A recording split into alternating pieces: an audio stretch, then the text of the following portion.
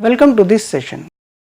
In the earlier session, we had seen the elementary concepts about the DBMS, like what is database, what is meant by database management system, what are its functions, how many data models are there, and what are the various data types we had seen in the earlier session. In this session, let us continue with the database structure or its database management structure of any relational database management system. Before going to start the session, let us see the components which comprises of the database management system. So, this is a kind of illustration wherein which each and every component is being shown, like the physical database, the storage manager, query preprocessor, the user level. So, here you can find the three levels of abstraction. One is the physical level, logical level, and the view level. So, in this way, depending upon the levels, we are going to identify what are the components and what are the functions of each and every component in that level. Let us see what are the various components in a database system structure. This particular database system structure comprises of a storage manager and a query processor. So, both these functional components comprises of the whole database management system structure. So, inside the storage manager there are various components, and the query processor also comprises of various components. So, in a storage manager, the primary function of it is a program module, it is a software that provides the interface between the low level data stored in the database and the application programs and queries submitted to the system. So, this storage manager acts as an interface between the low level and the high level, that is the application programs and the queries given by the user. So, this is a intermediary component between the user as well as the low level data. The storage manager is responsible for the interaction with the file manager also. So, it listens to the command given by the user, it interprets and it interacts with the file manager in order to retrieve the file from the physical database storage. The storage manager translates various DML statements given by the user into the low level file system commands. So, whenever we give the DML command, data manipulation language command, as it is not understood by the file system or else the file manager. So, it should be converted into low level file system commands. I can say a series of system commands. So, if at all there are several files associated with the database, there are many tables and we are retrieving from one or many tables.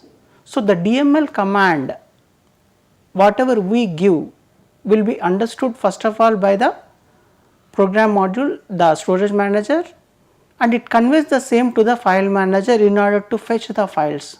So, as it is the same statement whatever we give in English like language is not been the thing. It will be converted into a low level understandable system command which will be listened by the file manager. So, overall storage manager is responsible for storing, retrieving and updating the data in the database. Then comes the components of the storage manager. So, storage manager itself is not an individual component, it comprises of many other components which in itself each and every component has its task to do. One is the authorization and integrity manager, the transaction manager, file manager and the buffer manager. So, let us study one by one what is the role of authorization and integrity manager and the other components. So, this authorization and integrity manager, it is nothing but it verifies for the satisfaction of integrity constraints and checks the authority of user to access the data. So, just like whenever you are issued the privileges, So, each and every user may not get the equal privileges depending upon the role, depending upon the function, depending upon the designation, each and every person may be awarded certain privileges. So, depending upon the password and the login name and the password, it verifies first of all whether the authorized user is using or not. So, that particular component, that particular check mechanism is being verified by the authorization and integrity manager. Once again, this is not a physical component, this is a kind of group of programs which verifies the authenticity of the user to access the data.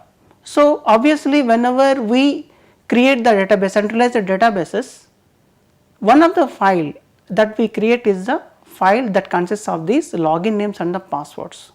So, this authorization integrity manager verifies the credentials against that particular table and see what kind of rights are being provided and whether he is an authorized user or not, all these things will be taken care. Then comes the transaction manager. This is a crucial part in the storage manager component which ensures the database in a consistent state despite the system failure and concurrent transaction executions proceed without conflicting.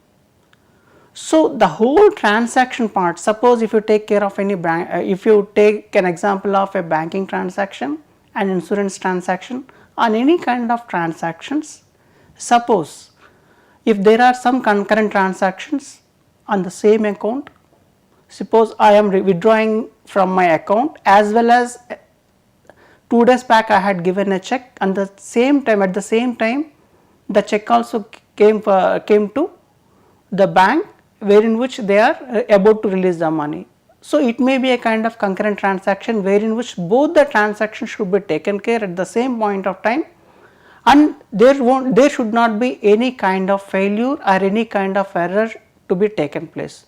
So, each and everything needs to be taken care by the transaction manager.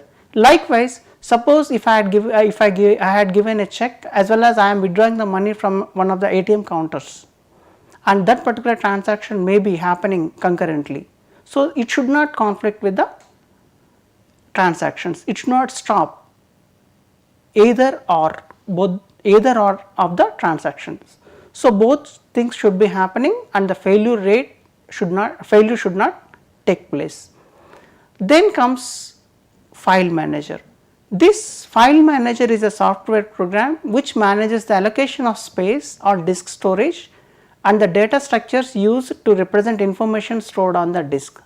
So, the overall file management will be handled by the file manager. If at all a new database is created, it allocates the disk storage and within the database, suppose if new tables are being created, then once again the disk storage is being created, appropriate data structures, index files, everything will be maintained, everything will be managed by this file manager.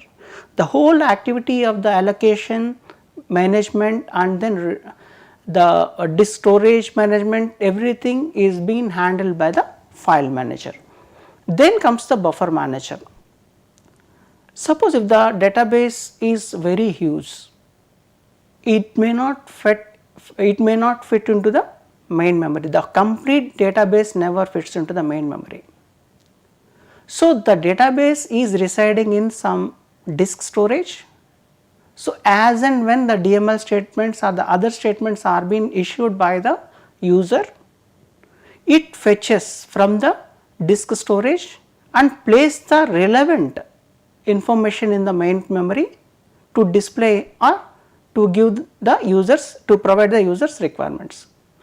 So, this particular responsibility is being handled by the buffer manager. It is a critical part of the DB system. Why? Because it enables the DB to handle various data sizes that are much larger than the size of the main memory. Just now the buffer manager had received a request to fetch some data of some 520 MB. Then immediately in the next query, it is asking for some another 520 MB and the main memory size is just 1 GB and within 1 GB the main memory has to see, the main memory will be having the operating system and other programs also. So, this particular remaining memory should be managed by the buffer manager depending upon the technique that it is using.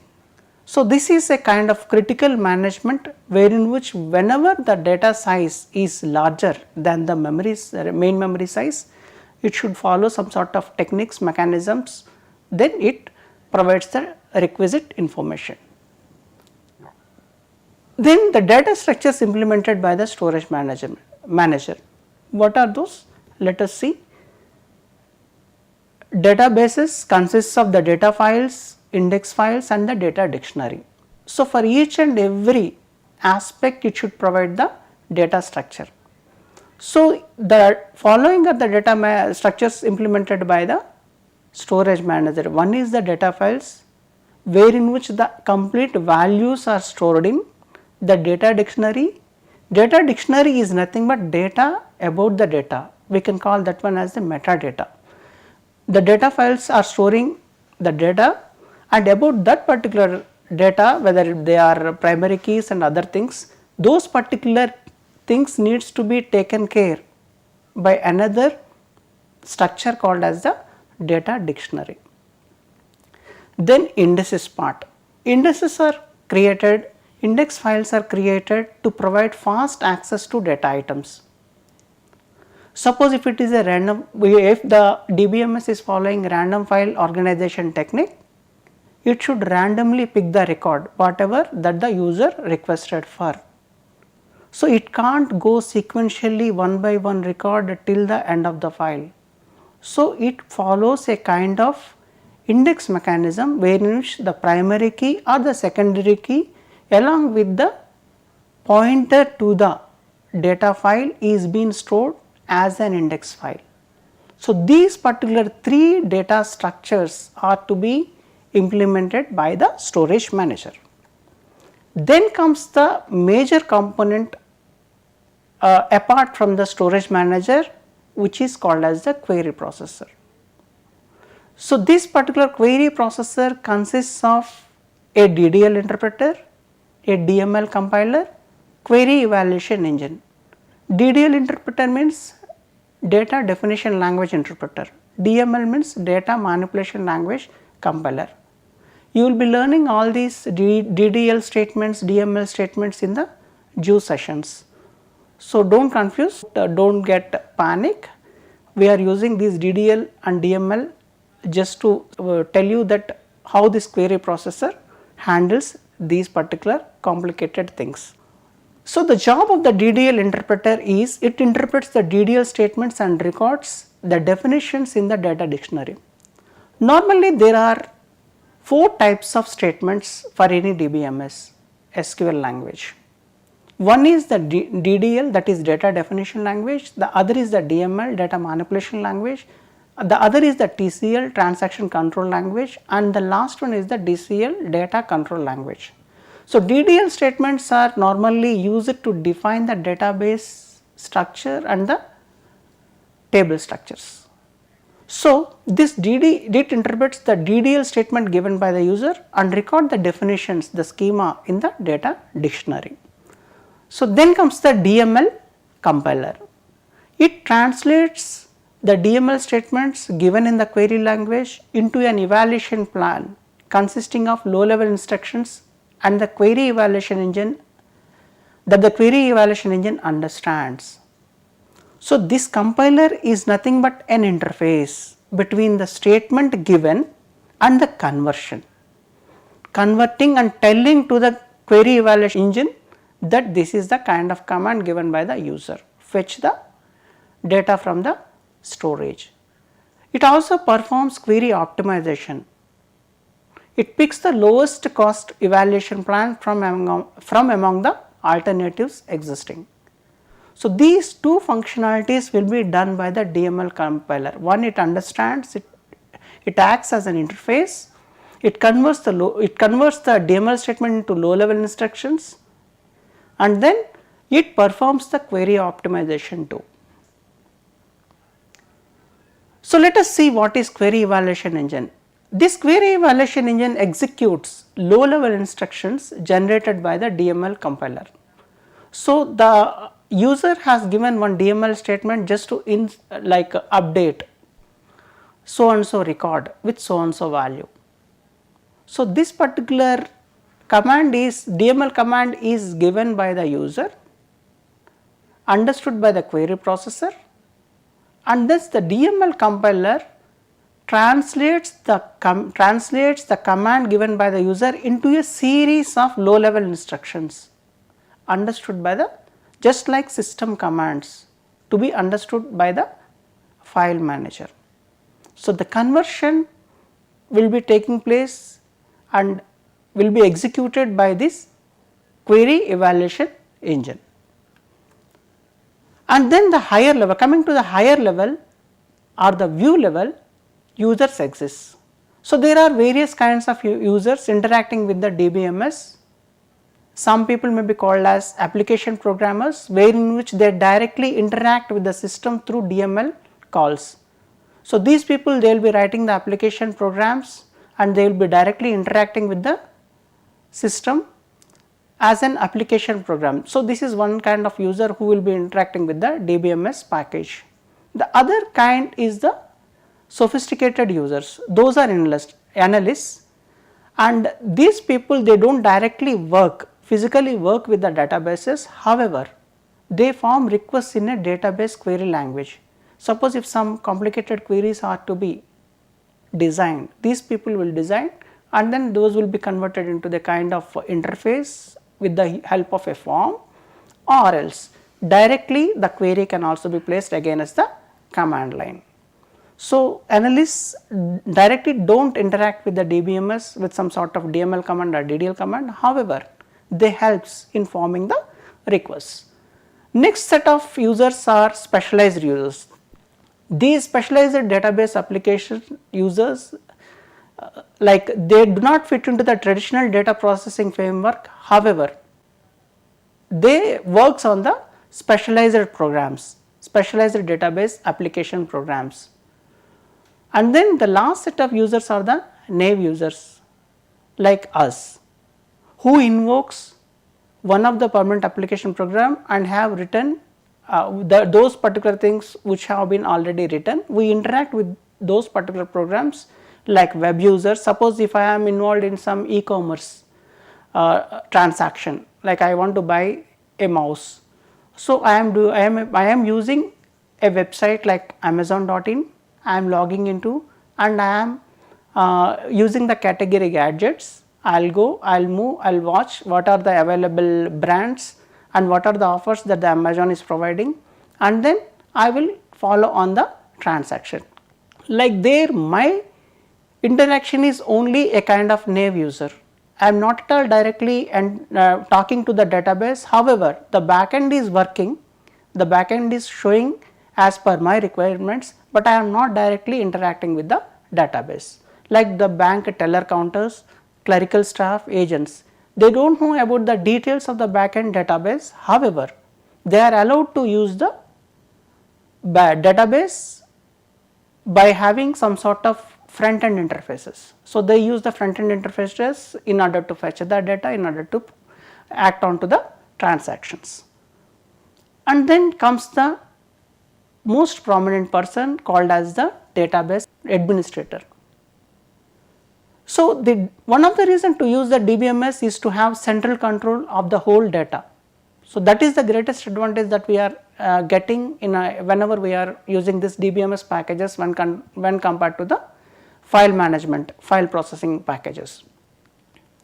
So, there should be a kind of centralized control.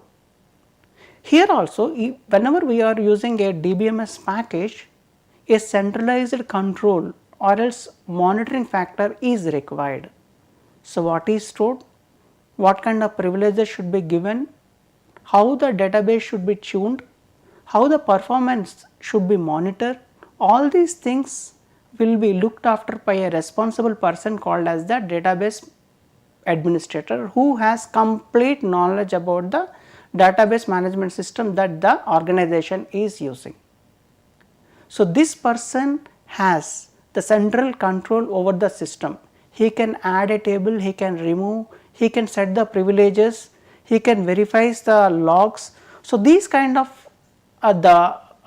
top layer privileges are being provided to the database administrator. He is a responsible person for the efficient use of the databases, even for the failures also he has to take the responsibility. Let us see the functions of database administrator over here. One is the schema definition. So, the complete picture, the complete data, after understanding the requirements, he has to define the complete database schema along with the table structures and other things. Even he has to tell about the storage structure and the access methods definitions. Either the database is allowed to only access using sequential method, or else random access method is possible, and how the storage structures are being stored. Either it is a relational database management system, object oriented database management system, or else hierarchical management system, or else network management system. So, among the things those are available, he has to specify, he will fix the storage structures as well as the access method definitions. Then comes the schema and physical organization modification. Suppose if he wants to disturb the schema, he wants to modify the schema of a table or else the database itself, he will do it. No other person is being granted that privilege in order to disturb the schema. And also the physical organization modifications. Sometimes they may give some sort of organization definitions or methods he will set, and sometimes he may be restricting to only certain access methods. So, this is the one of the critical function of the DBA. Then granting of authorization for data access. Suppose if an employee is joined today, so he will set the granting of authorization. So, what he is at so and so level, so he will be authorized with so and so grants on the database, or else some sort of views will be created to that particular user, and only those views will be provided as the privileges to that user. So, it is the function of the database administrator. Or else suppose if a person is promoted from so and so designation to the next designation and the privileges are increased. So, accordingly he has to set the privileges and grant the authorization to the database access. Then comes the routine maintenance. In the routine maintenance, backup is the major thing. So, the complete server database backup needs to be taken periodically, and he has to do this function as well. And then the disk space management. From time to time he has to manage the disk. So, depending upon the disk organization technique or the file organization techniques that the DBMS is using, the disk space is being completely distributed and randomly and completely distributed. So, sometimes he has to run certain tools in order to manage the disk space management, like we do in the PCs. There is a software for the disk space, which is a simple tool is there in the accessories, wherein which we use that tool in order to manage our personal hard disk on the system. And also monitoring of performance of the system. Whenever sometimes due to some operations the performance of the database degrades. So, he has to monitor the performance and then he has to tune accordingly, that is called as tuning of database. So, depending upon the performance he has to tune the databases also. And then this is the holistic diagram, once again I am presenting here. This is the illustration. We had seen the disk storage at this physical level, and then the storage manager and the query manager as well as the users, different kinds of users. Hope I think that you had understood all the components of the this particular database management system. And then let us move how many types of architectures are available. Then there are two types of architectures available. One is the 2-tier architecture and another is the 3-tier architecture.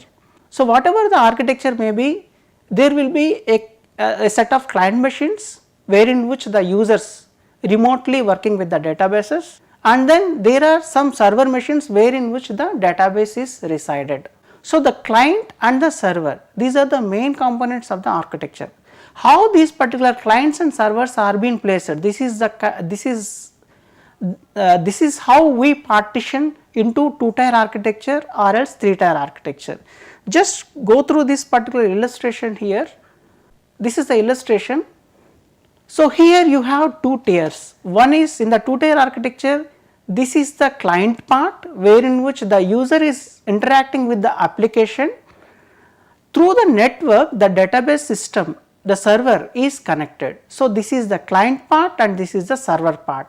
Here you can see only 2 tiers. One is the client side tier and the other is the server side. This is the database. So, front end and then back end. So, this kind of architecture is called as the 2-tier architecture. The user interacts with the application on the client part and then the database is stored far away in the form of in some server, and through the network connection we are able to access the database. And in the 3-tier architecture, you have one other component called as the application server. This application server is nothing but it consists of the business logic.